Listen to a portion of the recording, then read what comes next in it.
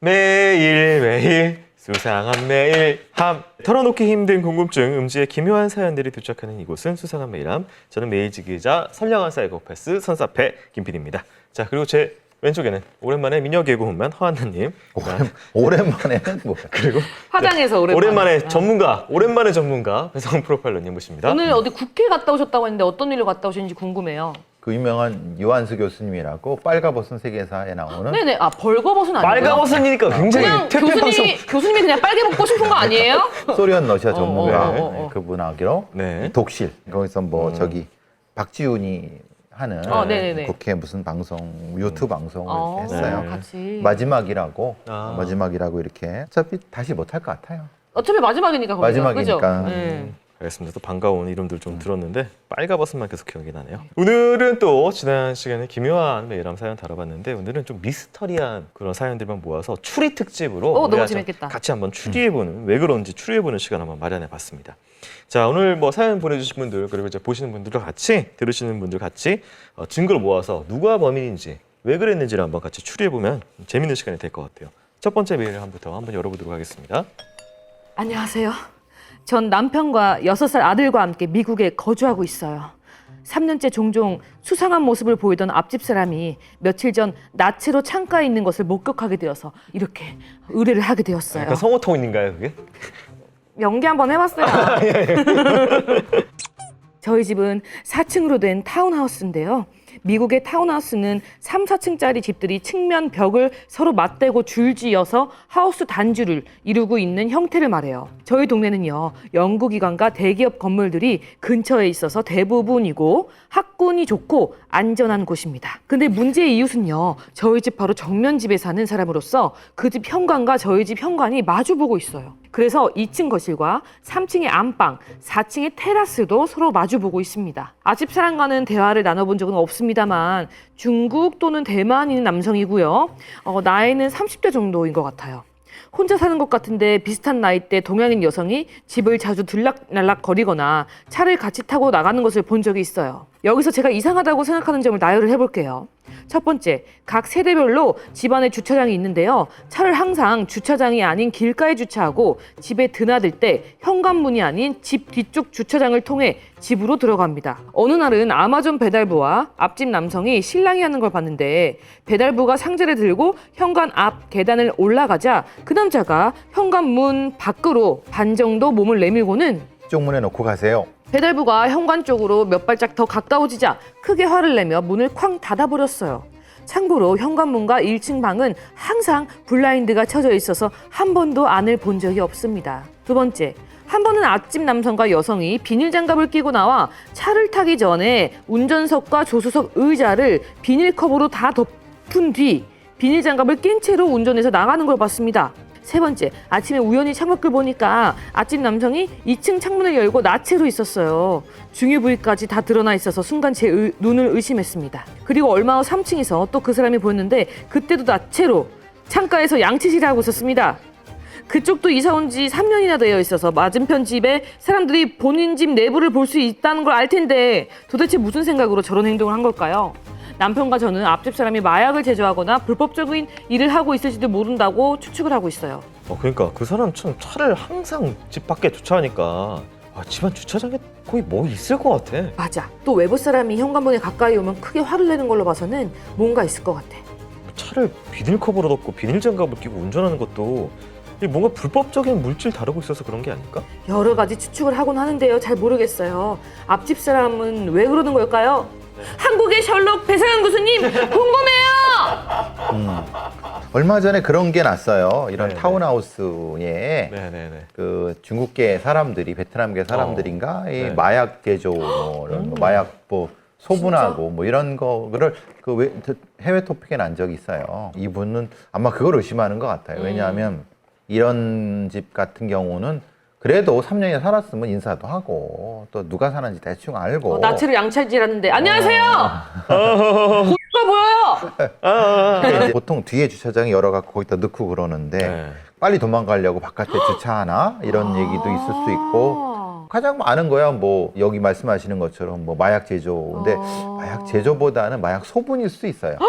왜냐하면 제조는 냄새가 나지만 소분은 이제 다 만들어진 외국에서 거를. 온 걸 나눠 갖고 뭐 이렇게 하니까 그럴 수도 있는데 그래서 그 택배를 뒤로 받으려고 했나? 뭐 그럴 수도 있는 거죠. 그러니까 그런 부분이 있을 수 있고 또 하나는 이제 예전 같은 경우는 이제 포르노 같이 그 불법적인 영상을 찍는 스튜디오 같은 걸 마련해 놓고 뭐 네. 이렇게 그런 걸 제작하는 뭐 이런 거가 크게 나타나는데 글쎄요 이게 뭐 지금 상태로 뭐 그냥 의심만 있을 뿐이지. 비닐 장갑은요? 비닐 장갑. 차 그러니까. 운전 막 비닐로 씌우고 그런 거는. 그러니까 증거가 남지 네. 않으려고 우리가 영화 같은 데 보면은 마약 소분하는 애들이 다 빨개 벗고 나와요. 예. 속옷만 입고. 예. 그건 이제 빼돌리지 못하게 하기도 하고 뭐 몸에 옷 묻지 않고 마약이 묻으면 그것도 다 체크가 되니까 빨가벗고 하면 그 저기 샤워하고 그러면 이게 씻어 내려가니까. 뭐 이런 그 이유도 있는데 그런 영화를 많이 보신 사연자는 그렇게 생각할 수도 있죠. 약간 이거 디스터비아라는 영화도 있었고 옛날에 그 히치콕 감독 이창 왜냐면 이웃이 뭔가 좀 훔쳐보기 시작했는데 정말 의심스러워. 거기도 막 부부나 주변 사람들이랑 이런 얘기 나누다가 뭔가 이상한 걸 보고 그 집에 들어간다. 그러면서부터 이야기가 시작해. 재밌다 그거. 그러면서 거기서 뭔가 발견하고 뭐 문제 생기고 막 이런 거든. 지금 그런데 그런 어떤 범죄자나 이런 애들은 최소한 자기 성기를 드러내거나 그러진 않죠. 그죠? 더 사이코네. 그렇지. 주목을 받잖아요. 네. 다른 사람들한테. 그렇지. 그러면 주목받는 짓은 안 할 거란 말이에요. 근데 주목받는 짓을 한다는 거는 아무리 그래도 좀 생각을 못 하는 거 아닐까요? 저도 1층 살잖아요. 근데 그 커튼을 제가 치고 사는데 네. 저희 집이 그렇게 안에가 비출 줄 몰랐는데. 위에서 그 1층 이제 운동하고 오는데 우리 집이 불이 켜져 있고 커튼이 얇으니까 안에가 생각보다 너무 잘 보이는 거야. 빨개 벗고 나도 왔다 갔다 했는데. 그렇죠. 왜냐하면 이게 실루엣. 광선에 딱 하면 보이는데 그치. 네. 투시가 되는데 안에 있는 본인은 사람 모르는 몰랐던 거지. 거야. 그래서 그거부터 되게 조심하거든요. 그럴 수 혹시 있죠. 중국인도 그러지 않았을까? 그럴 수 있어요. 네. 이게 자기는 그게 없다고 생각하고 이분은 계속 주시라니까 더 보일 수 있죠. 그러니까 선텐을 반대로 붙인 거야. 그럴 수도 있고. 나는 내 모습이 네. 비치니까 밖에서 나가 안 보이겠지. 그럴 수도 있어요. 네, 그럴 수도 있어요. 분명히 의심스럽긴 하죠. 네. 근데 이제 네. 그렇다고 해서 함부로 이게 뭐 이렇게 하다가는 큰일 납니다. 미국 같은 데는 그래요. 정말 맞아. 총 맞을 수 있거든요. 그래 괜히 막 보지 마 이제. 대신에 그럴 수는 있죠. 경비원이라든가 이런 것이 있으면 혹시라도 한번 봐달라고 네. 얘기할 수는 있죠. 나한테 해코지하면 어떡해요. 진짜로 그 마약 밀매상이었는데. 그러니까 이제 그러면 저거지. 조용히 네. 내가 신고했다 그러지 않고 한번 지나가서 봐달라고 할 수는 있죠. 그래도 혹시 이게 그런 사람 있잖아요. 막 강박, 결벽. 그래가지고 막 집에서 막 안 묻히고 안 입고 막 그렇죠. 끼고 막 그렇다면서요. 앞으로 현관문 들어오면 현관문 더러워질까봐 차고에 내 차 들어가면은 차고 더러워질까봐 차도 안 놓고 혹시 막 약간 그런 약간 그럴 수도 있죠. 네. 그런데 이제 혼자 사잖아요. 네. 여자가 또 가끔 들어오고 네. 그게 좀 이상하다는 거예요. 범죄라고 볼 수는 없지만은 약간 가까이 하긴 좀 꺼려하는 거예요. 그래요. 그냥 너무 가까이 하지 마세요. 그러니까 제가 보기엔 그래요. 네. 어쨌든 좀 뭐가 됐든 안 좋을 것 같으니까 거리를 두시라. 네, 이 정도로 정리를 하고요. 두 번째 메일 어떤 게 왔는지 한번 확인해 볼까요? 안녕하세요. 저는 46살 남자며 쌍둥이 형이 있습니다. 전 형에게 일어난 도난 분실 사건으로 궁금해서 연락드립니다. 형은 패션 디자이너. 디자인실에는 샘플 옷들이 넘쳐납니다. 대부분 한두 시즌 지나면 샘플들을 판매하거나 마지막에 소각 처리합니다. 그래서 디자이너들이 가끔씩 중요도가 떨어지는 샘플을 입고 다니거나 자기 것으로 만들기도 합니다. 어느 날 형이 꽤 고가의 샘플 패딩을 입고 다녔습니다. 유명 브랜드 옷으로 페피들에게 중고로도 고가에 거래되는 핫한 패딩이었습니다. 그리고 형에겐 과거 같은 디자이너였던 3살 어린 여자친구가 있습니다. 사귄 지 좀 오래돼서 여친이 형 집에 자주 놀러오는 사이입니다. 사건은 형 여친이 그 패딩 샘플이 예쁘다면서 한 번씩 입어보다가 어느 순간 패딩이 사라지면서부터 발생합니다. 회사에서 급히 그 패딩이 필요하다고 하여 다시 갖다 놔야 하는 상황인데 형 여친은 늘 두던 자리에 걸어놨다며 모르는 일이라고 합니다. 형 집은 제가 알기로 여친 외에는 방문자가 아예 없는 곳입니다. 형은 부랴부랴 중고 마켓을 통해서 구매를 시도하였고 다행히 같은 컬러의 상태가 좋은 아이가 있어서 비싸게 주고 메꿨습니다. 저는 아무리 생각해도 용의점이 여친에게 있다고 봅니다. 전체 나름 수사를 통해서 형 여친의 특이점을 드러냈습니다. 여친에게는 3, 4살 차이가 나는 친오빠가 있습니다. 어릴 때 아버지께서 돌아가신 건 아니지만 좀 폭력적이셨어서 오빠가 대신 아버지 역할을 해왔다고 합니다. 그래서인지 동생을 너무너무 예뻐하는 의좋은 남매인 것 같습니다. 하지만 중요한 특징은 여친이 형 앞에서 하루도 안 빼고 친오빠 이야기를 한다는 겁니다. 형도 몇 번 눈치를 줬지만 도저히 고쳐지지 않는다고 합니다. 그 오빠라는 사람은 대기업에 다니고 미혼인데 주말에는 여친이 사는 본가로 와서 쉬기도 하며 동생이랑 한잔하는 게 낙일 만큼 동생을 아낍니다. 그런데 또 특이한 점은 여친은 거의 존댓말을 쓸 정도로 친오빠에게 깍듯하다는 점입니다. 항상 언행을 조심하고 마치 잘 보여야 하는 사람 앞에 산 것처럼 행동한다는 것입니다. 형의 말로는 친오빠와 같이 본가에 있으면 집에서 맘 놓고 화장실도 이용 못하는 것 같습니다. 또 이 분실 사건이 발생할 때쯤 그 친오빠 생일이었습니다. 그래서 제가 형한테 정리해서 이렇게 말했습니다. 형, 내 추리를 들어봐. 내 생각에는 여친이 그 패딩을 친오빠 생일에 준 거야. 근데 형이 패딩 때문에 회사에서 잘릴 위기가 오니까 고민하다가 친오빠한테 다시 달라는 것보다 형이랑 트러블 나는 게 낫겠다 생각해서 발뺌한 것 같아. 형의 반론은 내가 봤을 때 그 친오빠는 옷에 별 관심이 없고 평범한 외모라서 누가 봐도 안 어울릴 패딩이야. 여친도 디자이너인데 그런 거 간과하고 선물했을 리가 없다고. 그 패딩 사건 당시 형이 여친을 좀 멀리했을 때 여친은 형의 기분을 풀어주려 하기보다는 아무 일 없이 행동하려 한다는 느낌을 받았다고 합니다. 지금은 찜찜하지만 묻어두고 계속 잘 만나고 있습니다. 대체 그 고가의 패딩 샘플은 어디로 간 것일까요? 라고 이렇게 나왔습니다. 저도 이제 생각해보니까 저희 청수님이 디자이너인데 뭐 샘플 이렇게 해가지고 이런 식으로 옷을 좀 받은 적이 있거든요. 네, 뭐 아니면 뭐 처리하고. 이분이 이상하게 생각하시는 거는 그 여친의 그 오빠 사이에 네. 3살 차이면은 깍듯하게 이렇게 존댓말을 할 정도가 좀 이상하잖아요. 네, 그렇죠. 친오빠 얘기를 계속 자기 남친한테 그건 사실은 좀 이상한 거예요. 네. 그러니까 아니 남친이 있으면은 자기 얘기들을 하거나 아니면 다른 얘기를 하지 그 정도를 생각하니까 그 빼돌려가지고 친오빠한테 준 거 아니야? 준 거 아니냐라고 네. 하는데 근데 이 그 형 얘기는 이게 안 돼. 이거 너무 팩폭 냉정해. 악구가 안 돼. 악구가 별로야. 여친도 디자이너인데 이거 안 맞는데 근데 이제 그거는 이제 이분 생각이고 네. 여동생 여동생 입장에서 입장에서는 비싼 거 우리 오빠 갖다 줘야 그렇죠. 된다? 그러니까 저도 그 오빠한테 줬다고 생각을 하는데 또 아니 나갈 데가 없잖아요. 그렇죠. 형도 아니고 어. 온 사람도 없고. 근데 왜 이 여친은 입싹 씻었느냐? 그게 이제 이분이 궁금한 거죠. 네. 그러니까 이게 사귀는 사람한테 자기야 나 이거 그냥 뭐 혹시 나 선물 줄 수 있어라고 얘기를 하든지. 해도 되고. 네, 뭔가 이거. 어차피 준 거고. 네, 그리고 뭔가 이제 사실 훔쳤다가 걸리면 이게 더 그렇죠. 사이에 민망해지고 안 좋아지는 건데 그걸 감행했다는 것 자체가 그렇죠. 사실 이 남매 사이가 더 관계성이 지금보다 더 크다. 이 사귀고 그렇죠. 있는 쌍둥이 형보다. 그러니까 굉장히 의존성이 강하고 실제로 너무 의존하는 것이 아닐까라는 생각이 들어서 제가 보기엔 패딩이 중요한 게 아니라 네. 그 형이 그 여친하고 헤어졌으면 좋겠다는 생각이 드는 것 같아요. 너무 찜찜해. 그렇죠. 찜찜하다는 거죠. 이 형의 여친이 이상한 여자 아닐까? 아니면 그런 뉘앙스가 지금 나와요.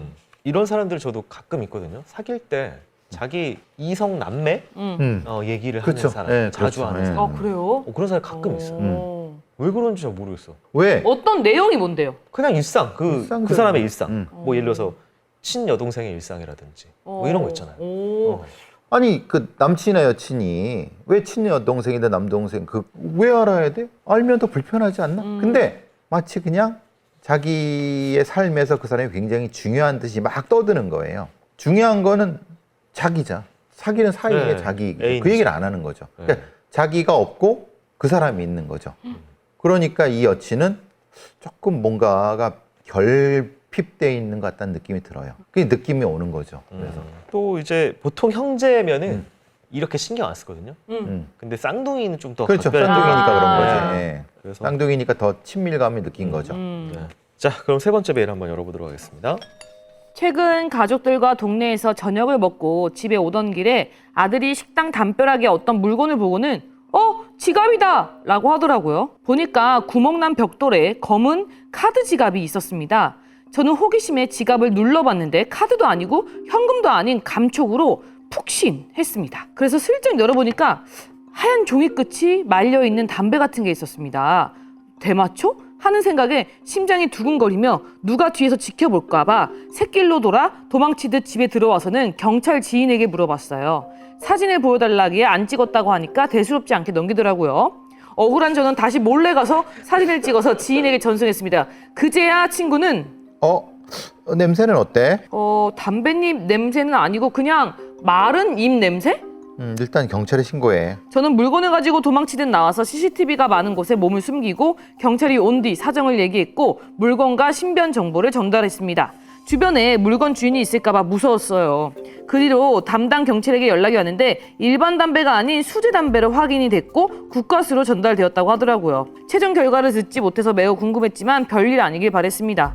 아, 대체 어떤 물건이었을까요? 던지기 같은 거였을까요? 매일 오가는 동네 식당이어서 찝찝합니다. 다음부터 아무리 궁금해도 모든 걸 다 알려하지 말아야겠다 생각했습니다. 유럽 애들이 담배가 비싸니까 그냥 직접 만 담배 같이 생기긴 했어요. 그러니까 잎담배. 페이퍼를 산 다음에 이 위에 뿌린 다음에 이렇게 하고 끝에 어쨌든 말아가지고. 빠지면 안 되니까 말아가지고 제가 보기에는 이 식당 종업원이나 이런 사람이 그런 그냥 것 같아. 피우려고 어. 이렇게 쉬는 시간에. 쉬는 시간에 나와서 피울. 왜냐 안에 못 피니까. 어. 근데 어느 이상 오씨 내 담배 어디 갔어? 국과수에 있어 지금. 국가수에 있어 내 담배가. 지금 국과수에 있다고. 저는 이제 제가 알기로 대마 같은 경우는 이제 입에 그 날아가지 않기 위해서 입만 해서 그 비닐백에 넣든지 아니면은 그렇죠. 그냥 하나 정도만 말아가지고 그걸 따로 보관하든지 이게 이렇게 뭐 3-4개가 미리 말아가지고 한 곳에 넣어놓고 이거는 그건 대마초 아니에요. 네, 그리고 그런 것 같아서. 냄새라고 냄새가 있기 때문에 경찰 애들도 네. 아니, 냄새 뭐 얘기를 한 거지. 대마초 아닌 것 제가 같아요. 봤을 때 외국인 분이 우리나라에 노동하러 오신 분이 수제 담배를. 수제 담배를 원래 즐겨 펴서 집에서 10시에 말아가지고 한 10개 이제 챙겨 왔는데 거기서- 그거를 가져간 것 같아. 거기에 이제 그 식당에서 일하시는 뒤에 이거 지금 외국인, 약간 외국인 횟집 분이. 같은 그렇죠. 이 가게에서 일하시는 분이 왜냐면 내가 어저께 망원 시장을 갔는데 떡볶이집에 일하시는 종업원 2분이 다 외국인이세요. 요새 그렇죠. 그러잖아요. 요즘에. 네. 그래서 그런 것이 아닌가. 그러니까 이분이 오지랖이 넓었다. 인생의 낙을 펼쳐가신 거다. 국과수에 지금 있습니다. 난리 났습니다 지금. 던지기 그러면은 선생님 이런 위치와 던지기의 위치 뭐 이런 근데 너무 것들은 아니에요. 왜냐하면 이게 보시면 아시겠지만 대로변에 있어요. 대로변이고 네. 사람이 왔다 갔다 하는 네네네. 데잖아요. 이런 데는 안 하죠. 어. 왜냐면 누가 봐도 발견될 때잖아요. 네. 봐도 제가 보기에는 지금 상태는 저기 범죄 같진 않아요. 네, 지금 종업원 담배 네, 훔쳤다. 너무 근데 또 뭐 고의가 아니니까. 네. 고의가 아니니까. 아 근데 참 이제 앞에 우리 지금 추리 특집이잖아요. 네. 다들 이제 오지랖들이 아니 근데 사연자분들이 생각을 할 수 있죠. 왜냐하면 우리가 몇 번 그걸 했었잖아요. 그래 무슨 어디 모텔에 뭐가 네, 있었고 이렇게 마약도 있었고 돌려보니까 맞아 뭐, 맞아. 다들 호기심이 많아. 네. 다음 메일 한번 살펴보도록 하겠습니다.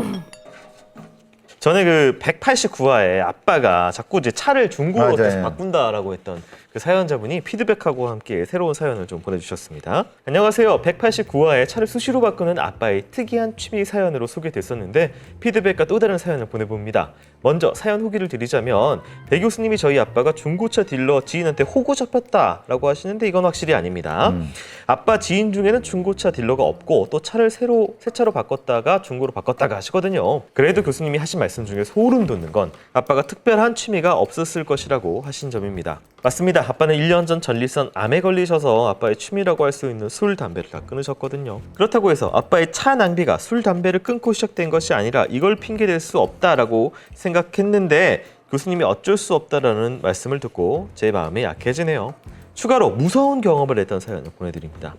당시 서울에서 친구와 놀다가 지방인 저희 집으로 향하는 버스 막차에 탔는데 근데 제 지정석 옆자리에 뭐 노숙자 그런 스타일 느낌이 나는 남자분이 먼저 앉아 계시더라고요.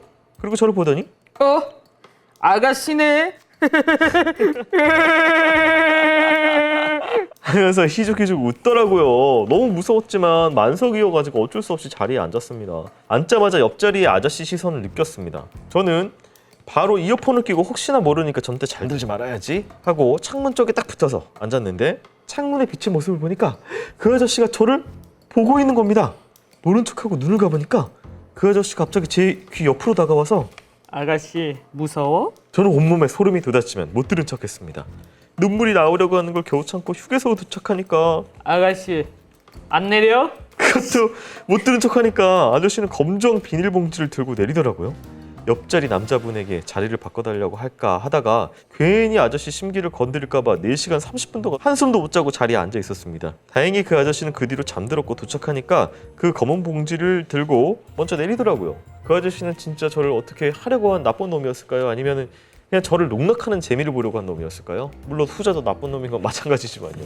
이렇게 사연이 왔습니다. 아무래도 뭐 후자겠죠. 뭐 했으면 다른 거. 근데 그런 경우에 이제 자리 바꿔달라기가 참 그래요. 맞아요. 근데 이렇게 얘기한 건 잘못된 거죠. 아가씨 무서워라고 이렇게 귀에다 대고 한 거는 이거는 문제 삼을 수 있지만은 또 성을 내겠죠. 뭐 막 만지기를 했어, 뭘 했어. 뭐 이렇게 하겠죠. 아니 물론 대응은 잘 하셨어요. 뭐 딱히 뭐 이제 반응하지 않는 게 무대응. 좋죠. 왜냐하면 반응을 하면 계속 찝쩍거릴 테니까 그건 잘하신 것 같은데 근데 이런 경우는 사실 조금 더 그러시면은 그 운전기사한테 얘기하는 게 맞아요. 네. 운전기사한테 저기 휴게소 같은데 얘기해서 그러면은 그런 얘기 못하게 기사가 와서 얘기해 주거든요. 네. 이거는 이제 성희롱이 될 수 있다, 성추행이 될 수 있다 하지 마시라고 그렇게 이 옆에 자리 분한테 바꿔달라고 그냥 하는 거는 네. 보다는 그걸 관리하는 사람한테 얘기하는 게 맞죠. 근데 그게 아니고 그냥 뭐 기분 나쁘지만 시선만 느껴지면은 짧은 시간이면 참고 가시는 것도 방법이고 네. 어쨌든 기분 나쁜 부분이 있네요. 그러니까 이게 이 옆자리에 누구, 그러니까 내가 약간 좀 뭐 불편한 사람이 앉았을 경우에 대처가 좀 애매한 게 있는 것 같아요. 항상 그렇죠. 뭐든지. 예, 이게 뭐 예를 들어서 흉악범이 아니더라도 뭐 약간 좀 찜찜하잖아요. 저 남자인 저도 좀 앞에 그럴 때가 있는데 어쩌시겠어요? 맞아요. 네. 정 아니면 도움을 청해도 된다. 이거는 뭐 그 사람이 화를 내도 어쩔 수 없어. 내가 무서운데 어떡해. 네. 근데 이 아버지는 암이 걸리셨네요. 아, 전립선 한 1년 전에. 그래서 그 얘기는 우리 그 사연에 없었어요. 없었어요. 네. 그래서 술 담배 취미를 끊으셨다. 근데 술 담배는 특별한 취미는 아닌 것 같아요. 그러니까 저희가 얘기한 취미 같은 경우에는 뭔가 이제 낚시라든지 뭐 친구들과 뭐 바둑, 등산 뭐 등등 뭐 이게 특별한 게 없었던 분 같긴 해요. 그래서 좀 제가 이 아버지가 조금 외로우시겠다 이런 생각을 했던 거죠. 네. 그래서 이제 그 차로 바뀐 것이 아닐까 이런 생각 들고 호구 잡히지 않았던 건 다행인데 네. 이걸 그래서 좀 얘기 좀 했으면 좋겠다는 생각이 들어요. 아빠랑 아니면 가족들이랑 본인도 마음이 약해진다고 하니까. 이렇게 사연 소개 맞춰보고요. 저희 댓글 189화 아빠의 특이한 취미 좀 전에 그 사연자분 사연하고 이제 부모의 자식 차별, 나만 차별했던 이제 부모님 등의 사연이 있었던 회차 피드백입니다. 베르나르 베르베르님께서 안녕하세요, 구독자입니다. 간식을 보내드리려고 하는데 팟빵 주소 및 연락처 수령하기 좋은 날짜가 있으면 알려주세요. 이분이 그냥 실제로 보내주셨는데 이게 또 하필이면 내일 도착한다고 하네요. 그럼 빨리 와서 가져가면 되지. 나 여기서 저기 하니까 가까워. 볼게. 알았어. 뭐 뭔지 사진 찍어 보내주세요. 어쨌든 네. 감사합니다. 네, 감사합니다. 그리고 안나 언니 페이스가 다양해서 연기 쪽으로 가도 좋겠다고 생각했는데 연기 스터디 하신다니. 언니의 행복 항상 응원합니다. 안 그래도 졸린 이유가 이번 주에 공연이에요. 그래서 한 12시까지 연습하고 지금 매일 그렇게 하고 있어가지고 글쎄 너무 말이야. 피곤하네요. 재밌어요. 존나 재밌어요. 연기자야. 그리고 되게 조그만 역할이거든요. 그래서 더 재밌는 것 같아요. 대사가 몇 개 없으니까 네. 약간 부담이 좀 덜 하니까 주연이면 더 부담이 예, 있고. 조금 더 즐기면서 할 수 있는 역할을 맡아가지고 되게 재밌게 하고 있어요. 네. 주연 하시는 분들 막 스트레스 받고 막 대사 때문에 막 이렇게 하는 거 보니까 네. 나는 이 정도가 맞다 지금은. 네. 그리고 이제 66 DBDBDBDB님께서 네. 부모님 사연 정말 제 얘기 같네요. 통제적인 부모의 무기력해진 자신 그리고 스스로 ADHD 같다고 생각하는 부분까지도요. 저도 부모들이 왜 그랬을까 집착하고 합리적인 이유가 있다면 덜 억울할 것 같다는 생각에 나를 그렇게 대하는 이유를 알고 싶었는데 배 교수님 말씀처럼 그런 건 없는 것 같아요. 그냥 부모 된 사람의 자질이 거기까지였을 뿐인 거죠. 결국 선택의 문제이고 지금부터 선택해 나가라는 교수님의 말씀이 너무 와닿고 반성도 되고 하네요. 사연자님 힘내시고 사연 나누어 주셔서 감사합니다. 이렇게 진짜 사연을 보내주시는 것도 본인이 또 치유가 되지만 같은 상황에 있는 분들이 또 위로를 받거든요. 비슷한 상황 네. 같잖아요. 아이고. 왜 피곤하세요? 아니요. 그러니까 이게 부모를 선택할 수는 없잖아요. 맞아요. 그런데 마음이 공감이 돼요. 이런 경우는 다음에 선택을 잘 하셔야죠. 예. 그러니까 뭐 다른 댓글들도 이제 자기 어머니 이야기, 가족들 이야기 이렇게 해서 특히나 이제 저희 사연자층의 부모님 세대들이 그 이제 전후 그다음에 경제 발전기에서 열심히 일했던 세대들이어서 가족들보다는 일, 사회적인 어떤 뭐 그래서 약간 지금 이런 개념들이 없어서 아이들을 사실 그냥 좀 이렇게 키웠던 것 같아요. 방치를 좀 했죠. 네. 네. 전 방치받아서 좋았거든요. 차라리 둘째여서. 언니는 너무 엄마가 막 매달려가지고. 하나부터 끝까지 막 진짜 막 학교 찾아가고 막 그러니까 오히려 저는 게 너무 피곤해 보여가지고 오히려 약간 방치 속에서 자란 제가 더 행복했던 것 같아요. 방치는 아니지만. 예. 네, 하여튼 그래서 저는 이제 또 부모의 세대가 제가 됐고 또 이제 아이를 키워나가야 되는 입장에서 항상 어려워요. 그러니까 내가 여기까지인가 보다라고 스스로 내려놓으면 또 이게 끝나는 것 같아가지고 막 내 스스로도 좀 느슨해지는 거 있잖아요. 그렇다고 막 그것까지 내가 뭐 보육 전문가도 아니고 좀 어려운 것 같아요. 하여튼 그런 부분에 있어. 누가 가르쳐 준 것도 아니고 저도 처음인데 이걸 하는 게 예, 하여튼 뭐 다들 뭐 자식 세대들도 그렇고 부모 세대들도 그렇고 조금 뭐 힘든 것 서툰 것 같아 다들. 예, 제 어려운 친구가 그 아기가 신생아 때는 네. 안나야 나 꼭 나. 너가 모르는 행복이 있어. 너무 좋아. 막 이러더니 이제 애가 어린이집 다니고 그렇죠. 사회성이 생기기 시작하니까 낳지 마, 낳지 마, 낳지 마. 자, 그래요. 하여튼 다들 화이팅입니다. 수사와 메일함 여러 가지 사연들 여러분들 모여서 하고 있고요. 지난 시간에 뭐 잠깐 말씀드렸지만 내 주변 속 사이코패스, 사회, 그다음에 직장, 뭐 주변 친구들, 그래서 좀더 성격 이상한 사람들 사연 좀 보내주시면 또 그거 한번 모아서 해보고 그 외에도 다양한 사연들 네, 모아서 해보도록 하겠습니다. 그냥 자기 얘기 네. 그냥 짧게 써서 보내주셔도 돼요. 네. 사연이 안 돼도 딱히 뭐 의미 있는 사연이 그래요, 맞아. 아니래도 본인한테 의미 있으면은 네. 이 훌륭한 작가가 알아서 잘 해줄 테니까 네. 그냥 일기 쓴다 생각하시고 보내셔도 상관없어요. 그러니까 약간 에세이 같은 글들도 좋아요. 내 그냥 오늘 나는 뭐 하루의 했다, 뭐 그쵸, 이렇게. 예. 단상 같은 느낌 있잖아요. 그럼 그런 것들이 네. 본인을 표현할 수 있는 거라고 하면 뭐 어떤 것도 상관없어요. 네, 저희가 성취성의껏 잘 이야기 한번 나눠보도록 하겠습니다. 자, CRIM의 podbbag.com으로 사연 보내주시고요. 두 분 오늘도 수고 많으셨습니다. 다음 주에 뵐게요.